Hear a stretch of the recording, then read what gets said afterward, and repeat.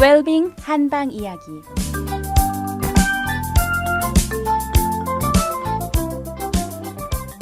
안녕하세요. 달빛 아니온 원장 김동현입니다. 어제에 이어서 혀에 관해서 계속 말씀을 드리겠습니다. 일반적으로 청취자 여러분들께서도요, 이렇게 스스로 이렇게 혀를 보시고 판단할 수 있는 판단의 기준으로 되는 것 중에 쉬운 것들 중에 하나가 태입니다.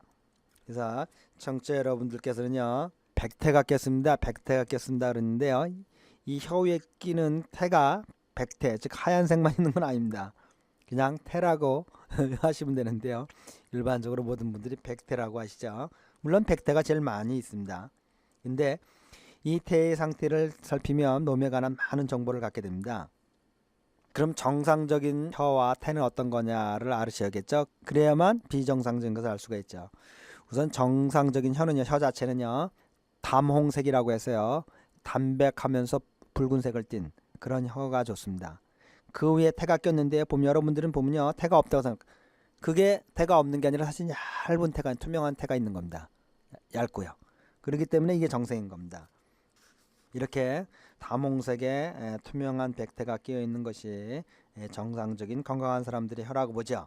그런데 이 혀에 이제 태가 끼기 시작하는 겁니다. 눈에 띄게 여러분들, 청취자 여러분들 스스로도 판단할 정도로 태가 끼면, 한의학에선 무언가가 내 몸에서 안에서 잘못되고 있구나 라고 판단을 하게 되죠. 이렇게 태가 끼는 것들에 기본적으로 관계 있는 건 물론 소액대사가 관련이 제일 깊겠죠. 그래서 태가 많이 끼게 되면 우리 몸에 어딘가의 잘못으로 내 몸에 습이 차는 거야, 알 수 있겠죠. 자, 그런데요, 이렇게 태가 우선 두껍게 끼냐 얇게 끼냐에 따라서 그분의 병이 오래된 병인지 아니면 새로 생긴 병인지를 판단하기도 하고요. 또는 태가 아주 습기가 많이 차고 윤기가 있는지 아니면 태가 아주 건조한지요. 이런 것들로 판단을 하기도 하고요. 당연히 이 습기가 있고 윤기가 있냐 아니면 건조한에 따라서 우리 몸의 진액의 상태를 파악하게 되겠죠. 또 어떤 분들은 태가 보면요, 이렇게 지도가 그려진 것처럼 태가 있는 곳 없는 것이 이렇게 막 들쑥날쑥한 분들이 있습니다. 이런 것들은 이제 한약에서는 특별히 주의하는데요, 위기가 위의 기운이 많이 상한 것으로 이렇게 봅니다. 이렇게요, 태 자체 상태를 보아서 태가 어떻게 두껍냐 얇으냐, 윤기가 있냐 없냐, 전체적으로 고루 퍼져 있냐 아니냐, 꽉 달라붙어 있냐 아니면 떠 있냐, 이런 것들로 한의사들은 판단을 하는데요. 그 다음으로는 이 태의 색깔을 보고서 판단합니다. 우선 여러분들이 많이 말하는 백태, 하얀색의 태가 많이 꼈으면 우선 감기와 같은 외부의 사기가 우리 몸에 들어온 것이 아닌지, 또는 몸에 찬 기운이 있는 것은 아닌지, 즉 양기가 부족해 가지고요, 습을 몰아내지 못하는 것이죠. 그런데 이 태가 어떤 경우에 황색으로 변해가는 수가 있습니다. 얇건 두꺼운 건 관계없이 얇은 대로 두꺼운 대로 태가 이렇게 노란색으로 변해가면요, 이 한의사는 대부분들 우리 몸 안에 어딘가에 열이 있구나 이렇게 판단을 하게 됩니다. 그런데요, 이런 황색의 태가 더 심하게 몸이 병이 심해지면요, 태가 잿빛 있죠, 회색 잿빛으로 변하거나요, 더 심하면 흑색, 태가 흑색으로 나타납니다. 여러분들이 이렇게요, 혹시 보실 일이 있으면요, 이 중증 환자들의 혀를 보면 혀가 아주 태가 이상합니다. 이렇게 황색이거나 검은색이나 잿빛의 회색을 띠는 이런 경우들이 나타나게 됩니다. 다 모두 이런 경우에는 특별히 주의하실 것이요, 차갑거나 열이 있거나 두 가지가 모두 심한 경우입니다. 근데 이게 열이 있을 경우만 그렇지도 않고 차가운 것만 그렇지 않으니까 전문적인 한의사들의 판단을 필요로 한데요, 태가 이렇게 특이한 색깔을 띠면요, 아무것도 먹지 않았는데요, 그러면 병이 좀 심해졌구나 생각을 하시면 될 겁니다. 반대로 태가 이렇게 두껍고 심한 색깔에서 엷고 백색으로 변해가면 어떻겠습니까? 병이 나아지는 것이라고 볼 수가 있겠죠. 이렇게 태의 상태들을 보아서도요, 한의사들은 병에 관한 많은 정보를 파악하게 됩니다. 그런데요, 저희 어떤 분들이요, 몇 달 동안 치료를 하고 있는데요, 어느 날 깜짝 놀랐습니다. 어느 날 혀를 보자고 하니까요, 선생님, 저 여태까지요 매번 한의원을 올 때 이빨에 저 닦으면서요, 이 태를 다 긁어내고 왔는데요. 몇 달이 지나고 난 다음에 그러는 겁니다.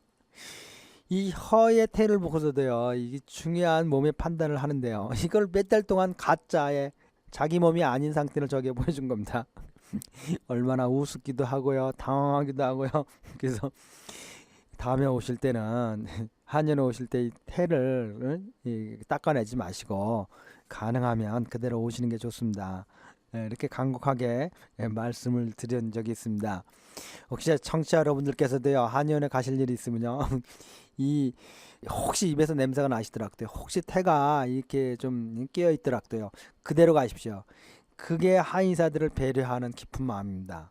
제가 환자 본인들 청취자 여러분들께서 조금 불편하고 조금 민망하지만 거꾸로 자기 몸의 치료를 생각하시고 한의사들을 배려하려면 있는 그대로 가주시는 겁니다. 그래야만 한의사들이요 좀 더 정확한 판단을 할 수 있고 사실 그대로의 진단을 할 수 있게 되는 겁니다. 한의사들은요 몸에서 나는 냄새조차로도 판단을 하려고 노력을 합니다. 나중에 말씀드리겠지만 그러니까요 간혹하면 목욕도 안 하고 오시는 게 좋습니다. 있는 그대로.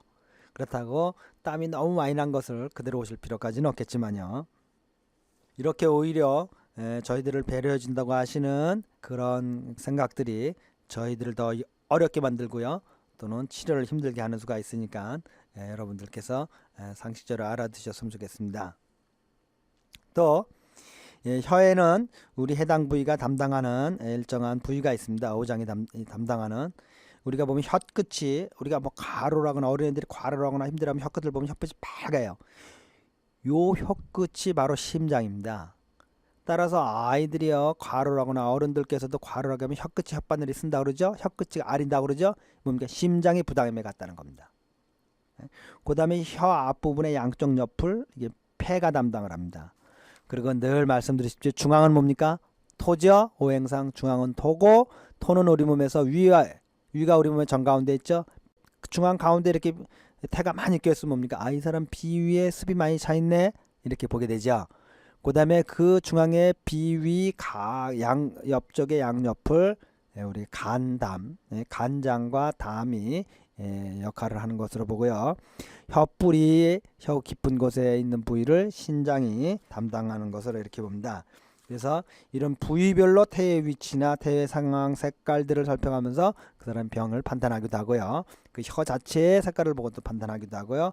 또는 병변이 가시가 혓바늘이 섰는데 어느 부위에 줄을 섰는지 이런 것들도 판단의 기준들이 됩니다. 이렇게 혀 하나로도요 우리가 상당히 많은 것을 파악할 수 있습니다. 이런 부분을 통해서 전체를 파악하고자 하는 우리 옛날 할아버지들의 신비함을 감미하시고 음미하시고 느껴보시는 시간이었으라고 믿습니다. 그럼 내일 다시 뵙겠습니다. 복되고 건강한 하루 되시기 바랍니다. 달빛 한의원 원장 김동영이었습니다.